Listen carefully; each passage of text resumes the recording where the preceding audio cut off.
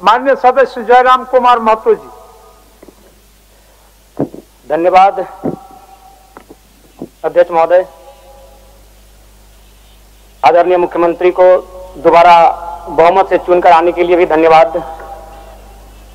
माननीय वित्त मंत्री के द्वारा अनुपूरक बजट, द्वितीय अनुपूरक बजट जो 4,833 करोड़ 39 लाख लाया गया है, जबकि यही सरकार ठीक कुछ दिन पूर्व प्रथम अनुपूरक बजट, माफ कीजिएगा, प्रथम अनुपूरक बजट 4,833 करोड़ 39 लाख का लाया गया था, और आज पुनः द्वितीय अनुपूरक बजट जो कि 11,697 करोड़ 45 लाख की राशि लेकर आए हैं। तो महोदय, जब पूर्व में हमारे पास जो निर्धारित राशि होती है और उन राशि को अगर हम खर्च नहीं कर पाते हैं, तो फिर ऐसे बजट का एक दिशा का होना और राज्य की दिशा का अलग होना, कहीं ना कहीं चरितार्थ को हम लोग उदाहरण के रूप में प्रस्तुत करते हैं। महोदय, बजट की सार्थकता तभी आम व्यक्ति को समझ में आएगी जब एक गांव का सबसे गरीब व्यक्ति, गंगवा की पत्नी गंगिया, अपनी गठरी में बाजार के बजट को रख पाएगी। आज तमाम माननीयों ने, हमने भी सोचा था कि पक्ष की तरफ से विषय को रखा जाएगा, विपक्ष वाले तर्क को प्रस्तुत करेंगे, और इसी बीच में एक नया नवेला युवा सीखने का कार्य करूंगा। लेकिन मैक्सिमम समय इन्होंने दिशाहीन मुद्दों पे रखा। तो मैं, चूंकि मैया सम्मान योजना मूल बिंदु रही, केंद्र बिंदु रही, किसी ने उसे सम्मान कहा, नारियों का सम्मान कहा, महिलाओं का सम्मान कहा, हम लोग भी महिलाओं के सम्मान के पक्षधर हैं। हमारे एक भाई कह रहे थे कि 2,500 रुपए की राशि जब एक स्कूल कॉलेज में पढ़ने वाली बहन को दिया जाएगा तो उससे वो स्कूल कॉलेज कागज, कॉपी, कलम की सामग्री लेगी। मैं कहना चाहूंगा, अगर आप उसे स्कूल कॉलेज जाने से पहले अगर 2,500 रुपए देंगे तो उसे आप निकम्मा और आलसी बनाएंगे। यदि आपको उस राशि को देना है तो उसके स्कूल कॉलेज जाने के बाद दीजिए, स्कॉलरशिप के रूप में दीजिए। मैं आज पुनः कहूंगा, क्योंकि आप सत्ता पक्ष में हैं, आप संभवतः अपने इस विषय को बचाएंगे, आप अपना पक्ष रखेंगे कि आपने मैया सम्मान योजना एक महान कार्य किया है। लेकिन मैं फिर कहूंगा, 18 साल, 25 साल, 30 साल की लड़कियों को जो आप फ्री में 2,500 रुपए दे रहे हैं, आप उनकी प्रतिभा को हनन कर रहे हैं, आप उनकी प्रतिभा को नकारात्मक दिशा में ले जाने कार्य कर रहे हैं। महोदय, मैं इसे आप स्कॉलरशिप का रूप दीजिए।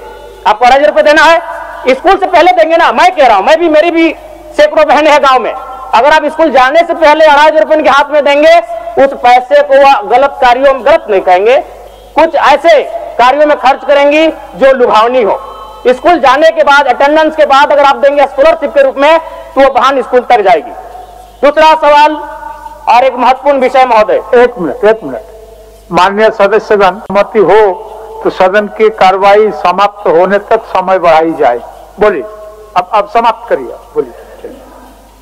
महोदय, यदि वास्तव में मैया सम्मान की राशि 2,500 रुपए सम्मान है, तो मैं चाहूंगा हम लोग एक सार्थक दिशा में बढ़िया। महोदय, आज जितने भी माननीय हैं उनको बस की सुविधा दी जाए, जितने भी माननीय हैं अपने घर से ट्रेन की सुविधा से सदन आए, जितने भी माननीय हैं वो अपना टीए भत्ता का त्याग करे, जितने भी माननीय हैं यह जांच हो कि उनके बच्चे सरकारी स्कूलों में पढ़ते हैं या गैर सरकारी स्कूलों में पढ़ते, निजी स्कूलों में पढ़ते, इस विषय का भी जांच हो।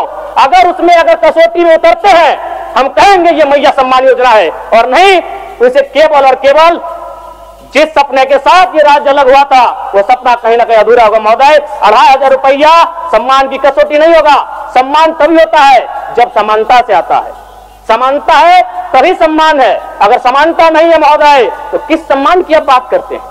महोदय, मैं पुनः कहना चाहूंगा, महोदय 30 सेकंड 45 सेकंड का समय चाहूंगा। आदरणीय परामर्श रहे, सीजीएल का मामला अभी भी गर्म है। यदि सरकार को लग रहा है वो सच्चे हैं, तो सांच को आंच क्या करा लीजिए जांच, सांच को आंच क्या करा लीजिए जांच। और अब कब तक बहाना दीजिएगा कि ये विपक्ष की साजिश है?